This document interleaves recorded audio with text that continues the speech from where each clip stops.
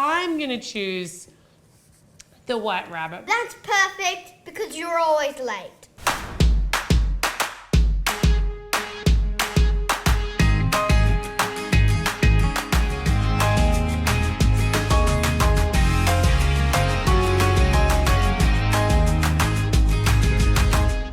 Welcome back to My Cupcake Addiction.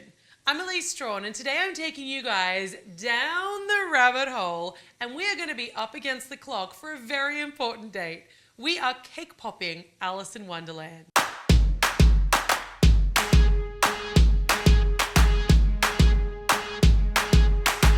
make your Alice in Wonderland cake pops, you're going to need cake. I chose chocolate, also some ganache. You'll need red candy melts, white candy melts, some decorative straws, some cake pop sticks, some toothpicks, candy colors. These are either oil-based or powder-based colors that we can use for coloring chocolate. Luster dusts, some paintbrushes, a little vodka, or you can use pure lemon extract here, an edible pen, Snap-seal bags, parchment paper, scissors, black candy melts, white fondant, a couple of cookie cutters, and a little tape. You'll also need some pictures of your different Alice characters, and you guys can choose if you want to make all of these or if you just want to make a few.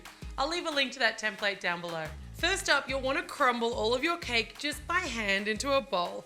I'm using my chocolate cake pop recipe. I will leave that one down below, and I've got a bunch of different cake pop recipe options in the My Cupcake Addiction cookbook, Sweet Celebrations, which I'll link to down below. Add in your ganache and then stir and stir until it comes together in a really nice chocolatey cake pop dough. You do need to get pretty hands-on as you get to the final stages of mixing, and really once you're done, your cake pop dough should resemble almost like a cookie dough. Let's start rolling our shapes. I'm gonna do two just straight out balls. They're gonna be for our Cheshire Cat. So just a standard about an inch round ball. Alice is going to be a slightly different shape. I'm going to take my regular cake pop ball and then I'm going to smush it and just kind of shape it so it's a bit of a teardrop but with a slightly flattened waist. This is going to be her waist and that's the bottom of her skirts. The White Rabbit is not going to be a ball, so I'm taking quite a bit of my cake pop dough and I'm just going to kind of compact it and then flatten it out and cut out my circles, which is going to give me a nice round but with a super nice flat edge. Perfect for a clock. So starting with a ball again, I'm going to kind of flatten it down. I want like a round base, and then just using my fingers, I'm just going to shape like the top of a teacup. So kind of flattening out the top, but keeping that nice round bottom to make a cute little teacup shape. For Tweedledum and Tweedledee, or Tweedledummer, depending on what you think of them, again, I'm going to do the little round cake pop ball, but I'm going to sort of take this one out to a bit of an oval and flatten it. And what I want to make here is almost like the bottom half of a very round person, minus any feet. So I'm making like a half circle that's flat on top. Then finally, for my Queen of Hearts, I'm going to do a very similar shape to that rounded bottom of Tweedledum and Tweedledee. Then I'm going to come in with a knife and just cut like a little V so that I can give her like, it's kind of going to make the bloomers that she wears underneath her little skirts or dresses. Something like this. All of my little Wonderland shapes are rolled, but I want to put those into the fridge for at least 20 minutes before I try to dip them or put them on sticks. Once you're happy that your little pops are sufficiently chilled, they should feel cool but still slightly be able to press out a shape. It's time to put in all of our lollipop sticks. So I've pre-colored my candy melts. The red ones were already red and the white ones are already white, but then I added a little green candy color, a little blue candy color, a little pink candy color, and a little bit of purple. Only a really little bit of purple because he's just for decoration. I'm going to take my various colors of candy now and I'm going to dip my little pops, starting with my little clocks, which are going to be using my white. So I just dip in about 1/2 to 3/4 of an inch into my white candy melt and then place it straight into the top. And with these guys, I'm going to keep them laying flat because I want to retain all the shapes that we work so hard to achieve. Blue for my little Alices. Pink for my Cheshire Cat.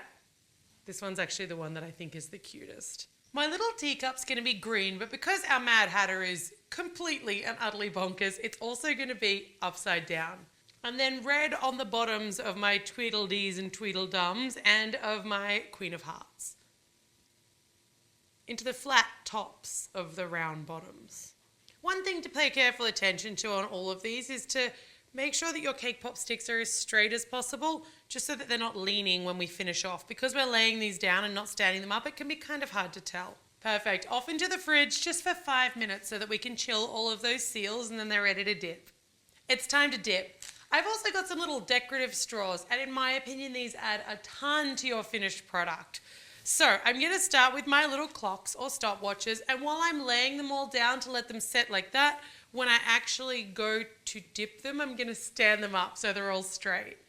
Dipping into my white with my little clock, making sure that I cover that seal, getting rid of any excess, and then I'm going to place it down so it sort of forms a little foot underneath onto my parchment paper. While that one's still wet, I'm just going to dip the tiniest little bit of the end of my straw in that candy melt, and I'm going to drop it down over the cake pop stick, and it's going to stick into that freshly dipped little pop. Next, we're going to dip Alice, so we take our little blue ones. Making these seals color-coded actually really kind of helps remember which shape goes with which character. She's going to be my little blue and dark blue striped straw. My little Cheshire Cats will be pink. Green for my little teacups. And then my little red butts. Red's always, for some reason, a bit thicker than all the other ones, so you'll notice I like to give it either a little tap on the bench or a good stir before I start my dipping. Dipping the first of my butts. I decided to do Tweedledum and Tweedledee different colours because then at least I'll be able to tell them apart. And then the Queen's Bloomers. There's a first. As you set the Queen's Bloomers, you'll actually be making like a little set of kind of like little feet for the bloomers that really make it look like it is a pair of bloomers. All of my pops are dipped, so I've put a little bit of my green as well as my purple and then a little pink into snap seal bags so that I can pipe a few of our details. With the green, you're going to pipe some little handles for our teacups, so I'm just going to snip off a very small little corner. I'm just going to pipe a few kind of like curly question mark shapes. Pipe a few of these because some are going to fit different cups a little bit better, and if any of them break, you've got spares. And then I'm going to do the same with my pink. And we're going to pipe like some very thin knitting needles that are going to go into the ball of twine that our Cheshire Cat's playing with. It's not really from the movie, but cats and twine just kind of work together. So I'm going to take my cake pop, and over my little piece of parchment here, I'm basically going to go back and forward really, really quickly, streaking in all different directions to make my cake pop look like it's a ball of twine. If you guys have a choice as to which cake pop you're actually going to choose, take this one. It's got like 3 times as much chocolate on it. Something like that. We're starting to finish off some of these guys, so I'm going to start by painting some details on my Queen's Bloomers with an edible marker. I'm just going to paint some little black hearts. I like that. I think it adds a little bit of comedic value. And then cut around your little templates, and we will stick the top half of the Queen onto her bloomers. And Queenie's done. For Tweedledum and Tweedledee, we're going to take one black candy melt, literally just one, and slice through it, and then slice through it again. We're going to make little feet for our Tweedledum and Tweedledee. I'm just going to dip each foot into a tiny bit of candy melt, just the edge, and slide it up against our little character's feet. And then sticking on my little templates with a little bit of tape. Tweedledum and Tweedledummer. I mean Tweedledee. What have you done? What is this? Is this the... You done? You finished with that? Yeah. What about poor old Tweedledum? He's not going to stand up with no legs. Is he okay now? He's just like new? Yep, he's all better? What happened to his legs?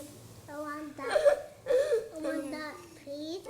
Our ball of twine set, and so have our little knitting needles. So I'm going to use just a teeny tiny bit of my pink and stick my knitting needles into my ball of twine, and then my Cheshire Cat on top, just using a little bit of tape. There's our little Cheshire Cat. Aww. Those guys are going to be some of your easiest ones, and now we need a little bit of fondant to work on our others. So I'm just going to roll my fondant out, and the first thing I'm going to cut is a nice circle, and then I'm just going to use my knife to take like a couple of little chips out of the sides of the saucer. And then I'm going to use the back of my smaller circle cutter, and that's just going to be pushed in to kind of make the indent of where the teacup is held in the saucer. You can take a little bowl or something and just set that little saucer upside down. And ideally you'd leave this for like 12 hours to 24 hours and it would set quite firm with that really nice little raised saucer edge on it. If you don't have time, just leave them flat, it'll still be fine. Next up, we're going to roll out Alice's skirt. She basically just gets one piece of fondant and it's kind of like a bit of a triangle shape to make her little skirt. Because Disney princesses or Disney characters have impossibly small waists, I've got my little template handy so that I'm kind of getting it about the same size. It's still miles too big. Eat something, Alice. God. Have a bit of cake. I'm going to use a little water on the back of the skirt just to attach it. I want to trim that just below the little bottom line of her skirt. And then we can pop Alice straight on top using a little bit of tape. Judging by the size of her waist, a very little bit of tape. Ah! Her legs! Jacob ate her legs! Evil leg-eating baby. Open it. You can't be finished with her. You can't just eat everybody's legs and then be finished.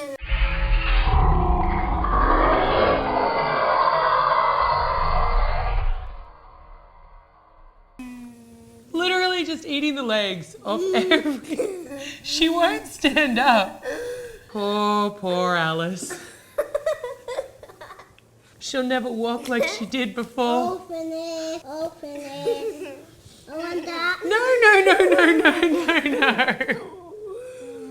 Our final fondant roll. For this guy, I'm going to create like a long white strip of fondant, which is going to make the nice rigid edge that we're actually going to paint gold for the outside of our clock. A little bit more water on the back of our white fondant. And I like to cut like a little angle off each of the ends so that I can curl it around when I get to the top. Place my pop in the middle and lift it up. Perfect. So there's my little round clock with its little edging. I'm going to add some little black edible marker numbers and then a tiny bit of that red candy melt for the hands.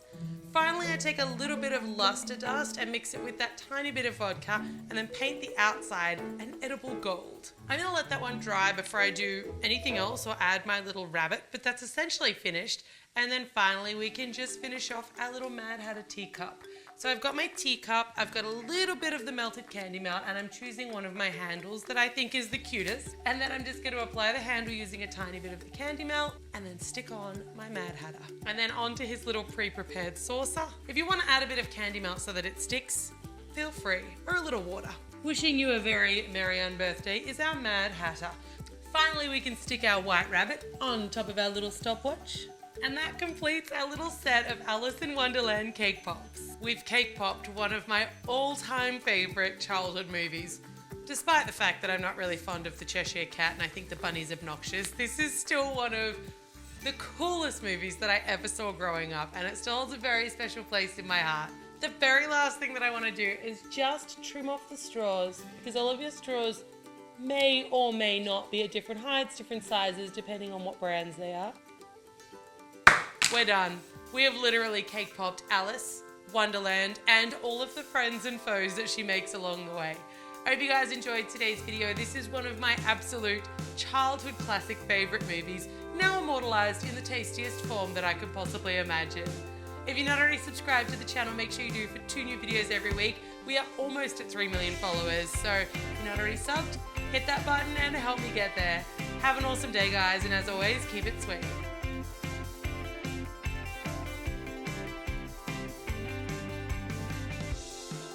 Open it.